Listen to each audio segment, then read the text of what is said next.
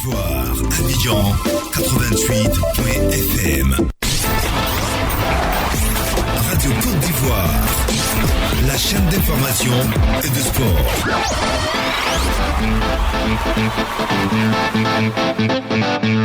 Vous suivez la rediffusion de Vérité des Sports.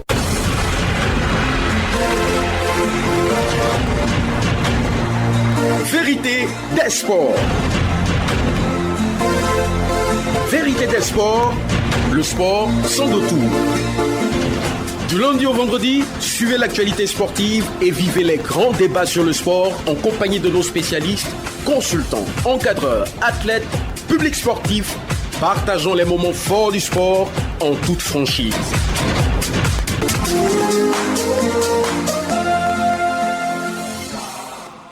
Vérité des sports. Quel est ce monde où le choix nous échappe? Quel est ce monde où l'imprévisible, l'invisible, l'irréversible impose sa loi à la vie? La vie n'est rien au final. La vie ne peut même pas brandir sa propre carte de vie face à l'inconnu. Cessons de pleurer. Cessons nos larmes. La mort ne va jamais nous prévenir sa venue. On meurt parce qu'on a cessé de vivre. Face à la mort, ne jamais se laisser emporter par l'imaginaire. Vous qui êtes encore en vie, restons et ayons de la mesure. Que le poro nous fortifie.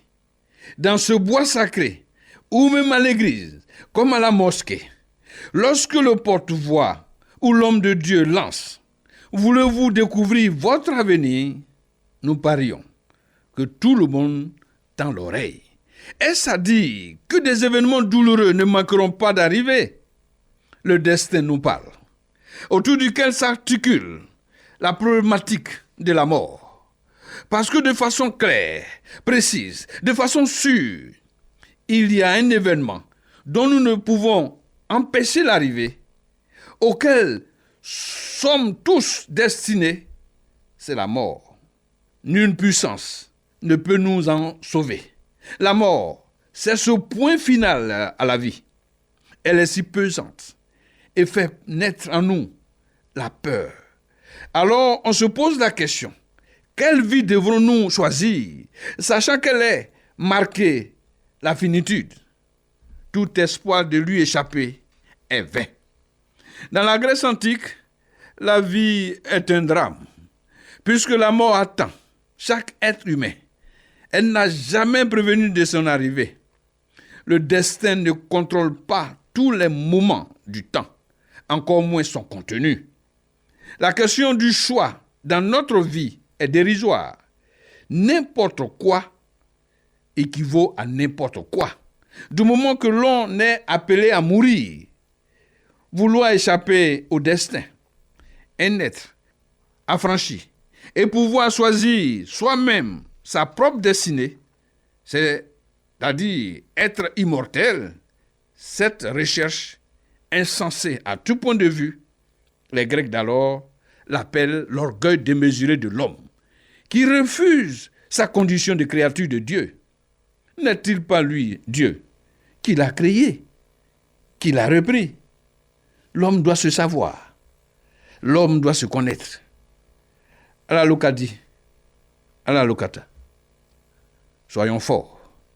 VDS, en son 154e numéro, c'est sur Radio Côte d'Ivoire.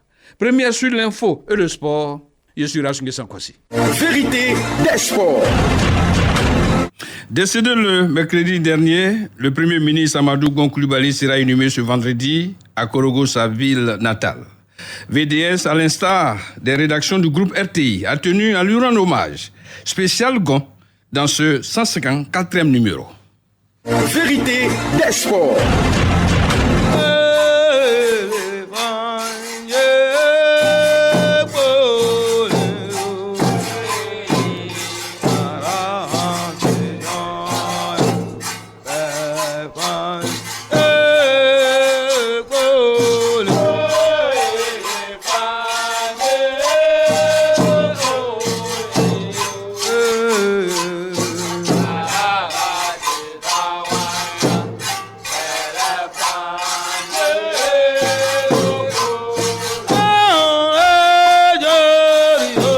La danse Kapachan nous accompagnera tout au long de cet hommage. Koulibaly Sendou réalise cette édition vraiment spéciale. Ahmed Abidougou nous accompagne techniquement. Vous êtes sur Radio Côte d'Ivoire.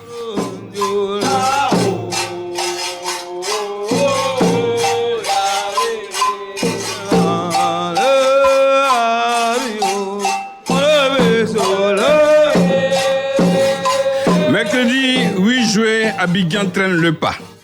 La lourdeur y est notable. Le soleil cache l'expression de son visage. Beaucoup le mettent sous le compte du mois de juillet, habituellement sombre, pluvieux et lourd.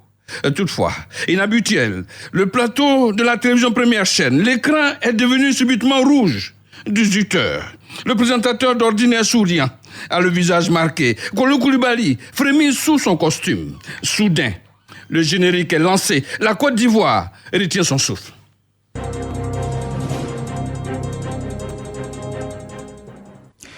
Mesdames et messieurs, bonsoir.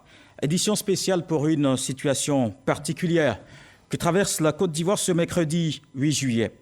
Et nous avons sur ce plateau le secrétaire général de la présidence de la République, M. Patrick Achi, porteur des messages à la nation. Monsieur le ministre, bonsoir. Bonsoir. Nous vous écoutons. Je viens vous faire la lecture d'un communiqué de son Excellence M. Alassane Ouattara, président de la République de Côte d'Ivoire. Mes chers compatriotes, la Côte d'Ivoire est en deuil. J'ai la profonde douleur de vous annoncer que le Premier ministre Amadou Gon Coulibaly, chef du gouvernement, nous a quittés. En ce début d'après-midi, après avoir pris part au Conseil des ministres ce mercredi 8 juillet 2020 au palais de la présidence de la République. Je voudrais, au nom du gouvernement et en mon nom personnel, présenter mes condoléances les plus attristées à la grande famille Gon Coulibaly, à toutes les familles alliées, ainsi qu'à l'ensemble des Ivoiriens. Je rends hommage à mon jeune frère, mon fils, Amadou Gon Coulibaly, qui a été, pendant 30 ans, mon plus proche collaborateur. Je salue la mémoire d'un homme d'État, de grande loyauté, de dévouement et d'amour pour la patrie. Il a incarné cette jeune génération de cadres ivoiriens de grandes compétences et d'extrême loyauté à la nation. Avec la disparition d'Amadou Gon Coulibaly, la Côte d'Ivoire perd un modèle pour la jeunesse, un exemple de compétence, d'ardeur au travail et d'abnégation. Que son âme repose en paix. Fait à Abidjan, le mercredi 8 juillet 2020, Alassane Ouattara, président de la République de Côte d'Ivoire. Merci à vous, Monsieur le ministre. Et cette édition spéciale prend fin, mais avec cette citation d'Amadou Hampâté-Bâ. Les peines et les joies sont comme le jour et la nuit qui se succèdent dans le cœur des hommes. Fin de citation. Force à la Côte d'Ivoire. L'information est très vite relayée par toutes les chaînes de télévision. Vox Africa interrompt même son journal pour faire place à une édition spéciale.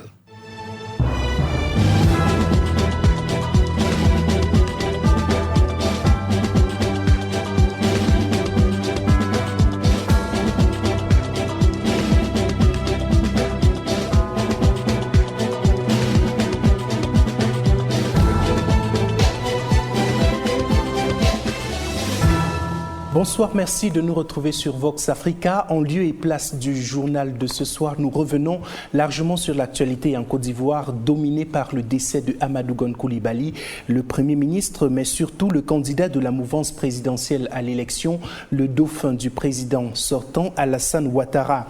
Un décès tout de même soudain, même si on savait la santé de Amadou Gon Coulibaly assez fragile. Mais alors, comment est-ce que ce décès a été perçu dans le pays? Quelles sont les réactions qui ont été recueillies jusqu'ici? RFI ne se laisse pas compter.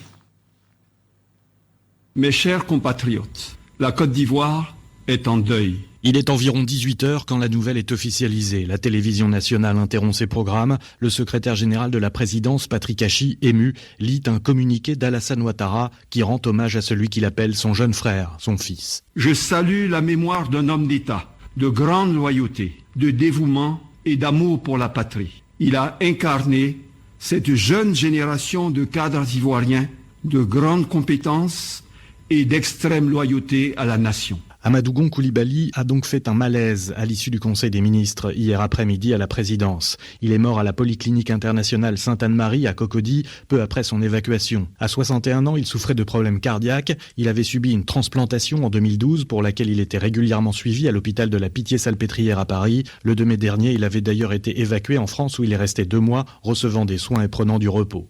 Le Premier ministre était revenu jeudi dernier à Abidjan, accueilli en grande pompe par le président Ouattara lui-même, la Première Dame, et une cohorte d'officiels et de ministres. Il avait expliqué qu'il se sentait en forme et qu'il reprenait le travail. Amadou Gon Coulibaly, Premier ministre depuis 2017, était aussi le candidat du RHDP, le parti au pouvoir, à la présidentielle programmée le 31 octobre prochain. De très nombreuses personnalités politiques ivoiriennes, tous bords confondus, d'Henri Konan Bédié à Guillaume Soro, ont salué sa mémoire et exprimé leurs condoléances. Pierre Pinto, Abidjan, RFI. À la même heure, BBC News touche le cœur d'Abidjan. Bonsoir à toutes et à tous. Édition spéciale consacrée au décès du Premier ministre ivoirien Amadou Gon Coulibaly. Voici les titres. Du choc à Abidjan aux condoléances des différents officiels africains. Tour d'horizon des réactions suite à la disparition du Premier ministre mercredi à l'âge de 61 ans.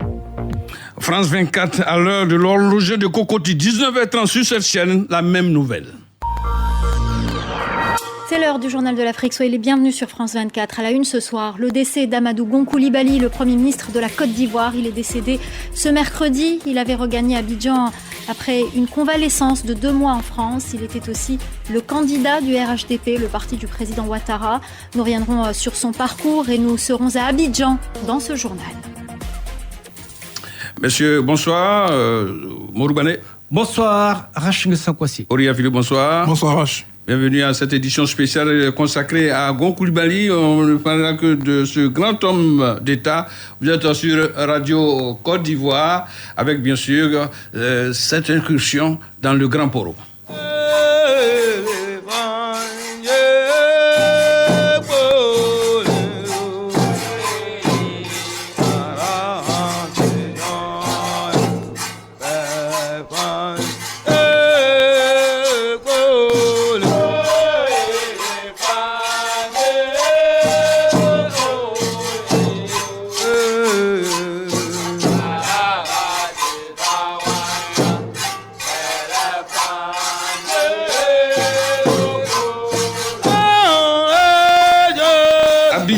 Est au centre du monde, Amadou Gon Coulibaly sur toutes les chaînes de télévision et radio, hommage des sportifs d'ici et d'ailleurs, du monde politique. Gon nous laisse une Côte d'Ivoire inconsolable et ses travaux de construction des stades devant abriter la CAN 2023 qui coupera le ruban d'ouverture des portes. Gon, vous laissez des stades vides.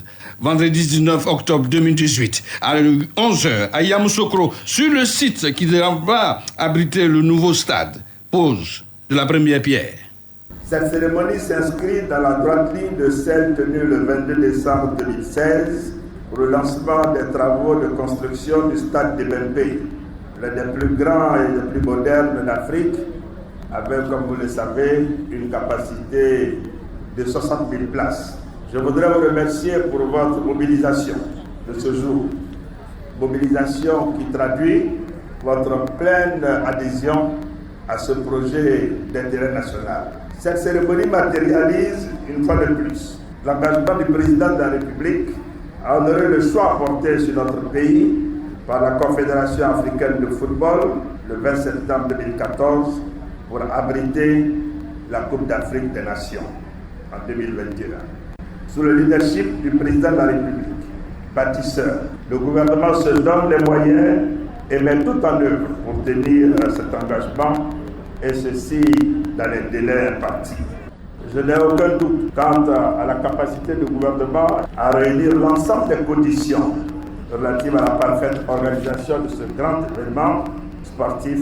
En effet, le lancement de l'appel d'offres international a permis de sélectionner des entreprises internationales de référence dont la capacité technique constitue un gage de maîtrise des délais et de bonne fin des travaux. Par ailleurs, je suis heureux de noter que les négociations avec les banques qui ont été proposées par les différentes entreprises ont été menées à terme et sont concluantes. Les travaux seront donc totalement financés par l'État pour un montant d'environ 200 milliards de francs CFA et ne souffriront de ce fait d'aucune difficulté de trésorerie avec les financements bancaires obtenus. Bandé, il tenait tellement à la réalisation de ces stades parce que c'était sa chose et Gon suivait ça de près. La preuve, il était à Yamoussoukro lui-même pour la pose de la première pierre. Effectivement, Gon n'a jamais raté une telle occasion parce qu'il sait que les infrastructures sportives rassemblent du beau monde et du grand monde. Et qui dit sport en général et football en particulier, c'est une discipline qui sait véritablement regrouper les populations, qui sait canaliser les populations, et donc il fallait construire des stades, de très très grands stades, à l'image de celui qui se construit à Ebimpe, qui sera certainement l'un des stades les plus ultra modernes d'Afrique occidentale. Et ça, Amadou Gon Coulibaly et son mentor Alassane Ouattara l'ont voulu ainsi, et il a dit que l'État ne va pas lésiner sur les moyens, décaisser 200 milliards pour construire un stade. J'avoue qu'il faut avoir véritablement l'amour du sport pour pouvoir construire une telle infrastructure. Ça, c'est seulement au niveau d'Abidjan, mais les autres villes ne sont pas en reste. Il s'est démené à avoir tous les financements, et je pense qu'il est parti trop tôt à mon avis, et il fallait rester un peu plus pour pouvoir inaugurer tous ces stades-là et les mettre à la disposition. C'est un signal fort que Dieu nous apporte, et je pense que Gon a fait sa part. Il appartient à nous qui sommes encore en vie de faire notre part. Orient, des acquis notables avec ces infrastructures qui sortent de terre. Il y a aussi d'autres acquis, l'augmentation des subventions au niveau des équipes nationales, toutes disciplines confondues, les voyages à l'international également. Avec Gon, les sportifs n'ont pas vraiment chômé. N'ont pas chômé avec le Premier ministre défunt. Il faut noter simplement que tout se situe au niveau de l'attrait qu'on lui a bien attribué, à savoir le sobriquet de bâtisseur. Ce n'est pas un sobriquet qui lui a été donné tout simplement de manière, je dirais, inappropriée. C'était vraiment un bâtisseur, et il était la cheville ouvrière de toutes les infrastructures comme on le trouve au niveau du cycle du prix de renaissance, des infrastructures de notre pays, et il a tout simplement contribué directement et fortement à la construction de ces nouveaux stades. Si aujourd'hui la Côte d'Ivoire peut se permettre de candidater pour organiser une Coupe d'Afrique à 24, c'est également dû à sa volonté. Et donc il a réfléchi, il a contribué à concevoir les différents écrins, dont le magnifique futur stade de Korogo. Et pour cela, on peut le dire aisément, ce sera un homme qui aura marqué de son temps et de sa vie l'évolution du sport en Côte d'Ivoire. Les acquis pour le compte du sport, justement, vus par M. Soumaoro Mamadou, président de la conférence des présidents. Amadou Gon était grand supporter de l'Africa Sport d'Abidjan. Ça, je le dis, je sais de quoi je vous parle en tant que président de la conférence. Un des supports numéro 1 de l'équipe nationale de football. Il a passé le budget des compétitions internationales de 6 milliards à 9 milliards en 2019. Avec lui, il y avait 17 disciplines qui allaient en compétition internationale. Et de 2017 en 2019, il y a 44 fédérations qui sont allées participer aux compétitions internationales. De 156 trophées, nous sommes revenus avec 369 trophées grâce à lui. Donc toutes les disciplines ont connu vraiment la faveur de celui-là. En plus, quand on avait des difficultés pour les problèmes de budget, on allait le voir. Quand on le voit discrètement, il règle ses problèmes. On ne peut que pleurer cet homme-là et surtout le regretter et demander à Dieu, prier que Dieu l'accepte dans son royaume et que son âme repose en paix. Grosse révélation. Gon, supporter de l'Africa Sport, ça fait sauter Auria tout à l'heure. Les supporters de l'Africa sont justement en pleurs, ils sont inconsolables, pas parce qu'il est supporter de l'Africa, parce que c'est l'homme d'État. La douleur partagée ici par l'un des responsables du club vert rouge, Bailly Antoine. Je suis vraiment inconsolable. C'est très inconsolant parce que je suis un membre de la famille. En dehors de tout ce qui se passe, c'est mon père spirituel, à travers Issa Coulibaly. J'ai quand même fréquenté cette famille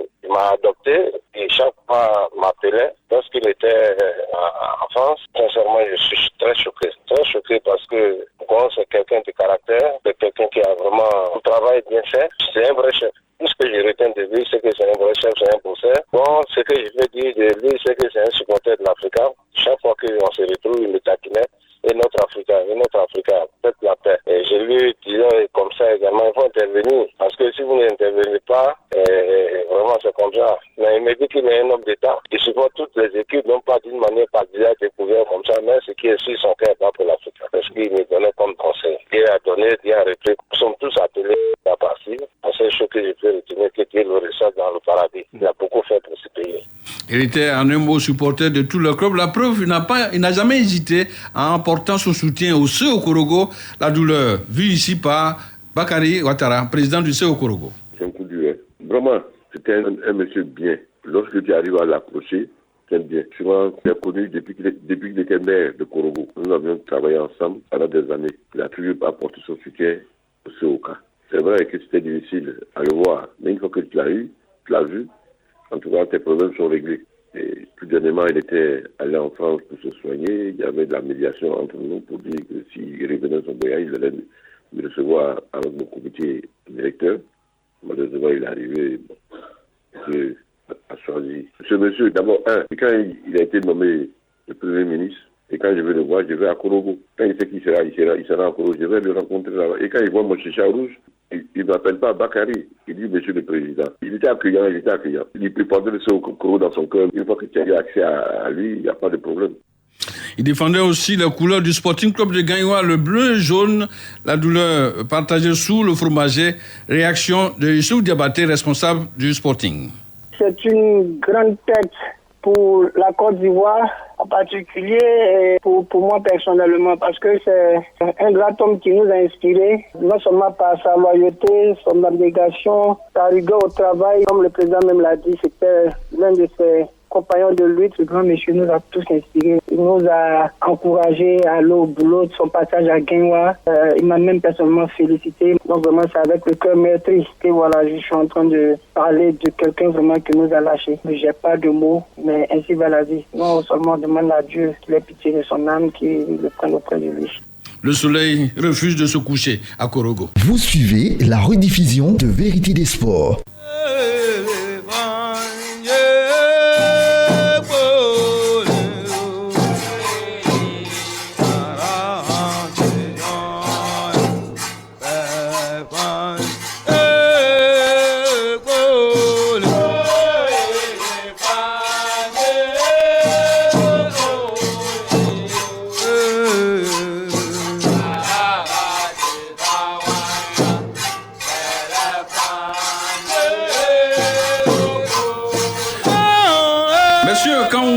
Ce soutien d'un homme d'État, c'est vrai, il avait son appartenance, mais il venait à soutenir tout le monde. Auria, il y a quelque part un petit regret pour Aouye, qui avait un grand storm comme ça. Il y a un grand regret parce que si c'est vrai, c'est un moment douloureux, mais ce matin, j'ai suivi avec beaucoup d'attention les propos de deux chercheurs, professeurs, sur les plateaux de la télévision lorsque se tenait la cérémonie de remise des dons des différentes communautés, qui disaient comme ça que pour le Sénoufo, la mort n'existait pas et la vie sur la terre était un passage.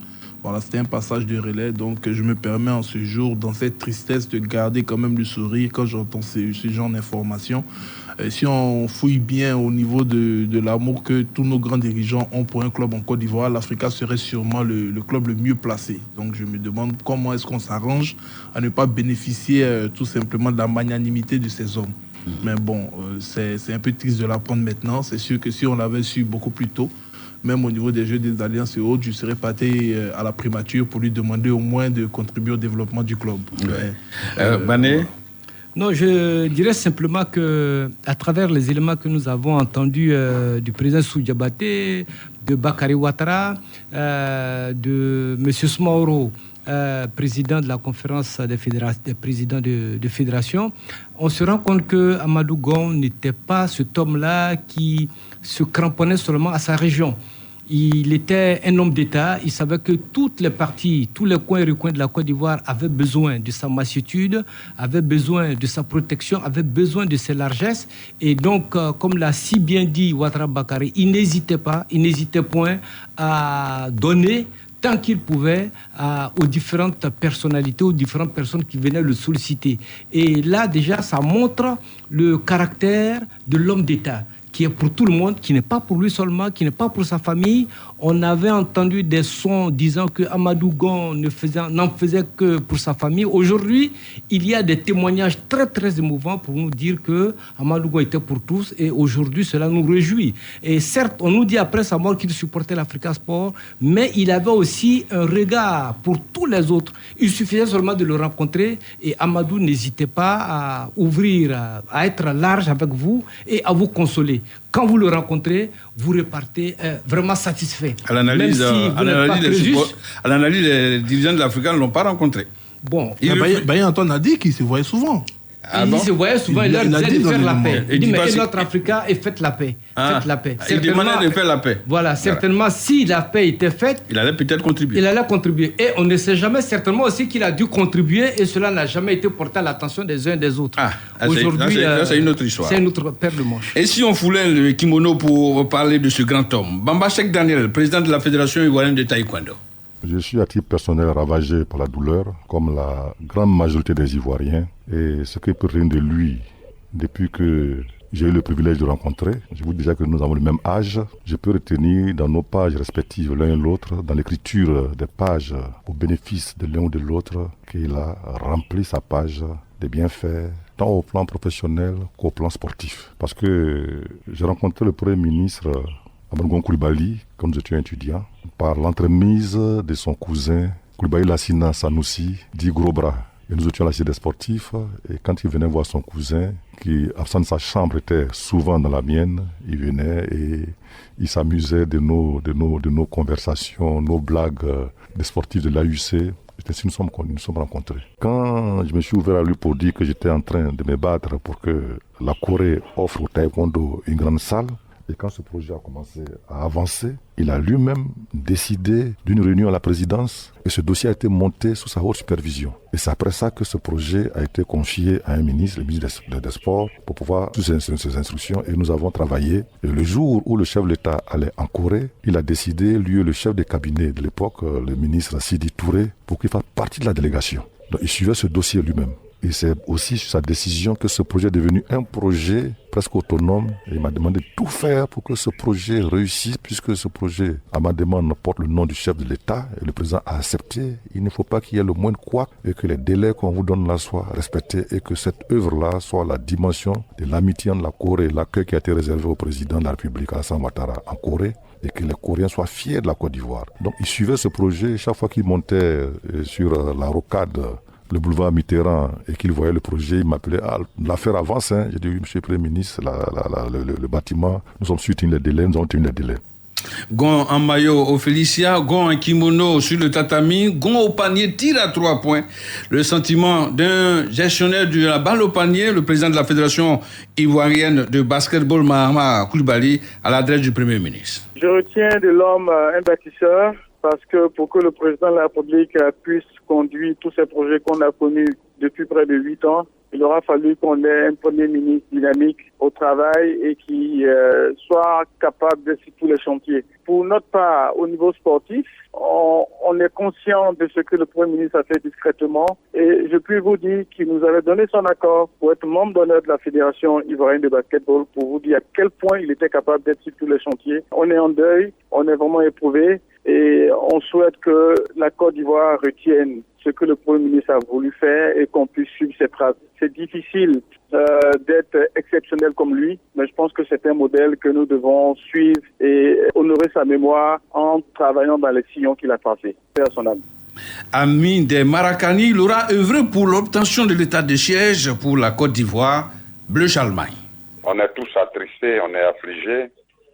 Je pense qu'il faut laisser passer le temps de l'émotion, le temps que la nation entière lui rende un hommage, et puis la suite, beaucoup plus sereinement, une fois toutes les émotions passées, nous aurons le temps pourquoi pas, de faire le point de tout ce qu'il a fait en bien pour nous, en tant que président, premièrement, de la Fédération ivoirienne de Maracana et discipline associée, mais également et surtout en tant que président de la fêtière mondiale de cette discipline, comment il a dû intervenir pour qu'on arrive à la signature de notre accord d'établissement entre la Côte d'Ivoire et cette fédération mondiale, comment il a tenu à ce que le siège soit une réalité en Côte d'Ivoire. Nous allons évoquer incessamment avec vous.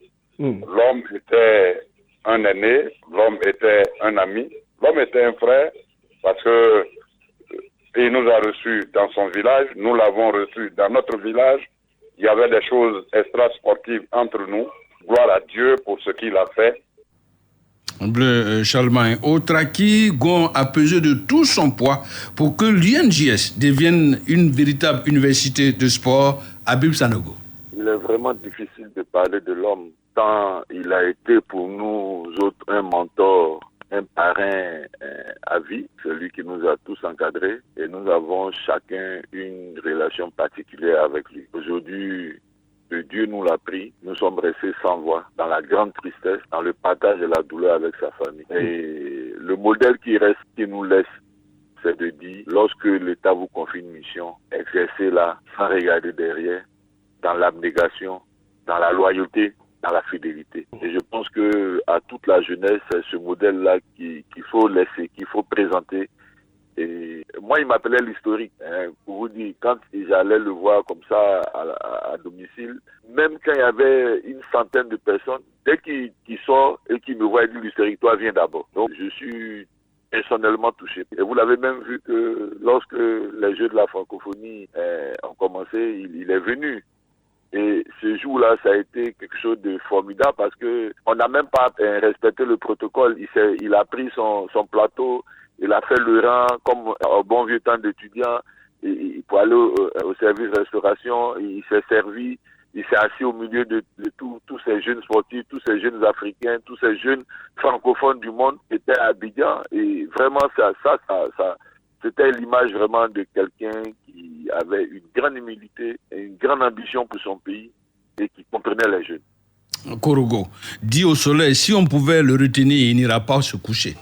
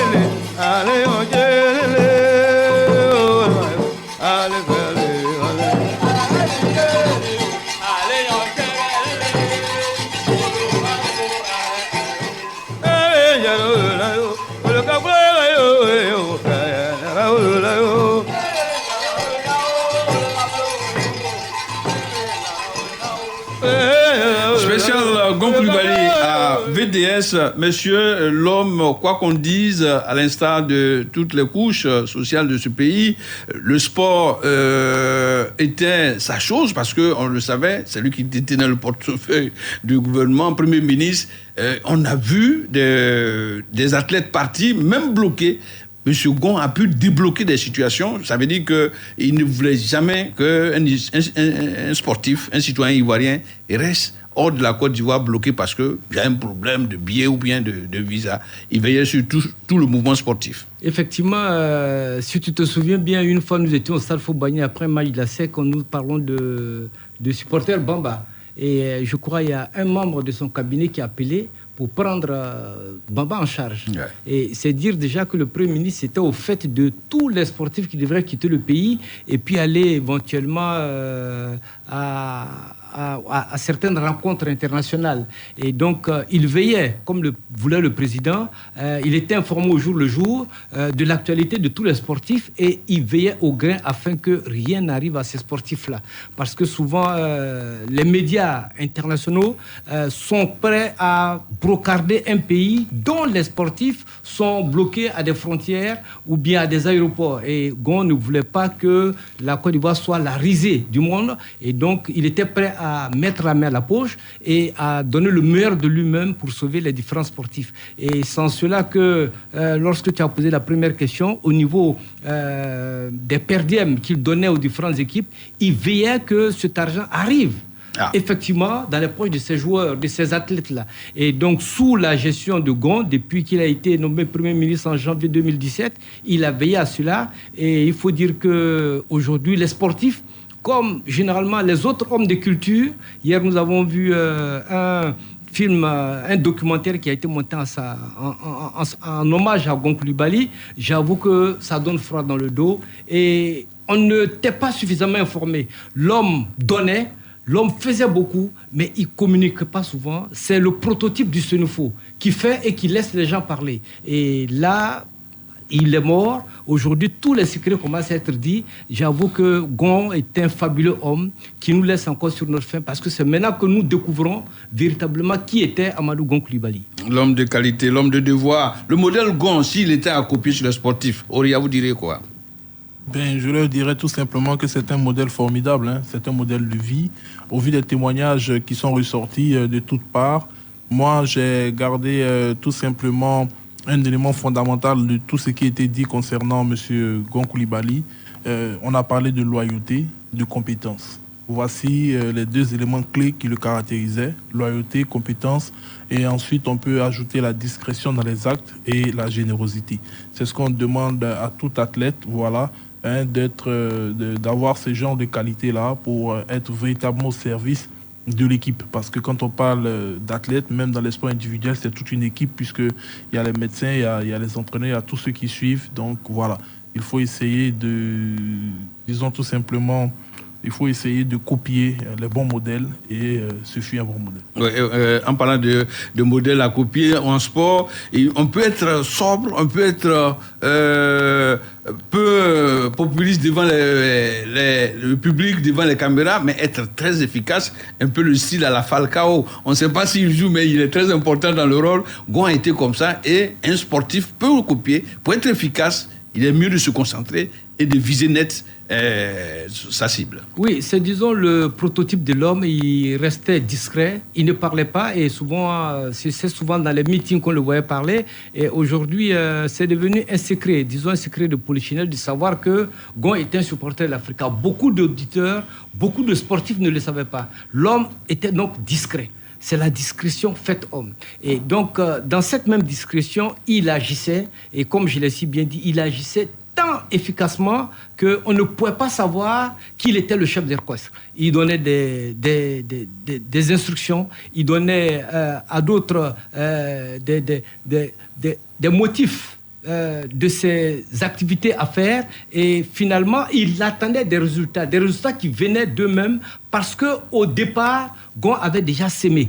Et lorsque vous sémez la bonne graine, vous avez de très très bons fruits, bien de belles plantes qui arrivent. Et ça a été la méthode de Gon. On le voyait peu, mais il était très très efficace dans cette équipe. C'était le chef d'orchestre en quelque sorte, et il aiguillonnait les uns les autres, les présidents des fédérations, le ministre d'abord, le président des fédérations, les athlètes ensuite, et il n'hésitait pas souvent à appeler certains qui étaient étonnés. De vous à moi, certains hommes, soit des journalistes, soit des hommes politiques, ont eu à recevoir des émissaires de Gon sans savoir qu'ils étaient aussi connus de là-haut. Donc c'est un homme qui connaissait pratiquement toute la Côte d'Ivoire, qui connaissait les uns les autres, les us et coutumes des uns des autres, et qui agissait en fonction. Et c'est pourquoi j'ai dit que c'est aujourd'hui, avec les témoignages des uns et des autres, que nous sommes en train de réapprendre à connaître ce Amadou Gon Coulibaly. Mais ce qui m'a aussi frappé dans l'homme, c'est sa fidélité au chef de l'État. Et donc c'est une fidélité qui va de père en fils. Son grand-père, Peloforo Gon Coulibaly, a suivi Houphouët-Boigny en 1945. Il a aidé Houphouët-Boigny à gagner les élections de février 1945, l'élection de député. Ensuite, son père, qui a été un intime de Philippe Yassé, et aujourd'hui, lui, Amadou Gon Coulibaly, qui a été un intime, un fils spirituel d'Alassane Ouattara. Donc, de père en fils, il y a cette fidélité-là. Et vraiment, c'est la fidélité qui est incarnée par le peuple sénégalais. Et vraiment, ça nous donne pas froid dans le dos, mais ce sont des leçons qu'on doit en tirer pour savoir être loyal, pour savoir être fidèle durant sa vie. À cette heure précise, nous sommes dans les encablures de Korogo.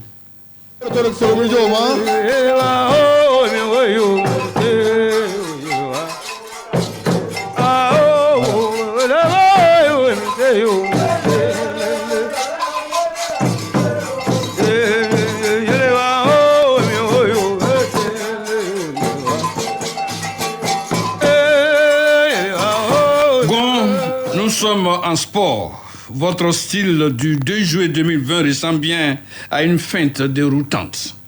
Vous étiez si chaleureux, si heureux de retrouver les proches. À l'aéroport, on vous voyait. En vérité, à ce vérité des sports, vous avez caché vos vraies intentions. Vous aviez voulu bénéficier, ça on le sait, d'un dernier bain de foule pour aller retrouver votre arrière-grand-père, cet emblématique Soro, devenu Koulibaly, par la foi religieuse. Le peuple vous aime, et vous le savez. Je se rappelle encore de vos débuts syndicalistes. Vous qui avez fait trembler le grand Félix Houphouët-Boigny en lançant en 1976 cette grève depuis le lycée de Dabou, la grève des élèves, en votre qualité de secrétaire de MEICI. Une grève qui deviendra par la suite nationale. Votre parcours est si impressionnant jusqu'à atteindre le sommet de l'État. Revenons à votre dribble aéroporté. En ce 2 juillet 2020, vous avez tenu à faire une dernière adresse à la nation. Ce message saisissant, nous, on ne peut l'oublier. Gon, qu'avez-vous dit au peuple ivoirien? Que de messages reçus, des messages de fraternité, des messages d'amour, des messages de soutien, des messages de solidarité. Je voudrais vous dire que j'ai été profondément touché par tous ces messages qui m'ont permis de savoir qu'il y a un sens quand même donc à la vie, que la fraternité et la solidarité ne sont pas des vains mots. Pour conclure, Monsieur le Président, je dirais en retour, je vous aime.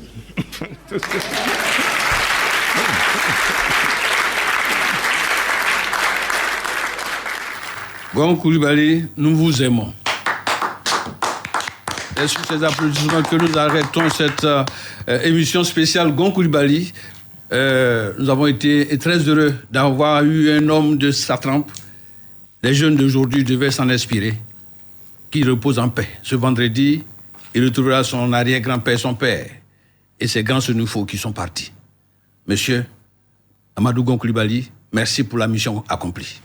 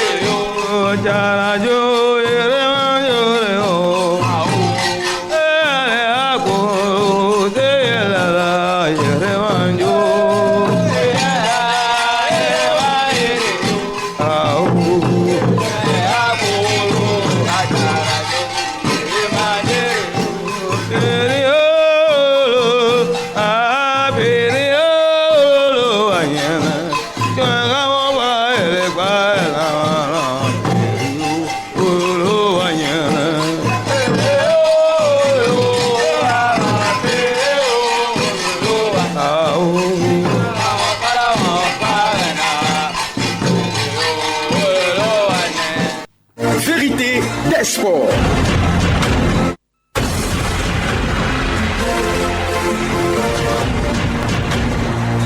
Vérité des sports. Vérité des sports, le sport sans détour.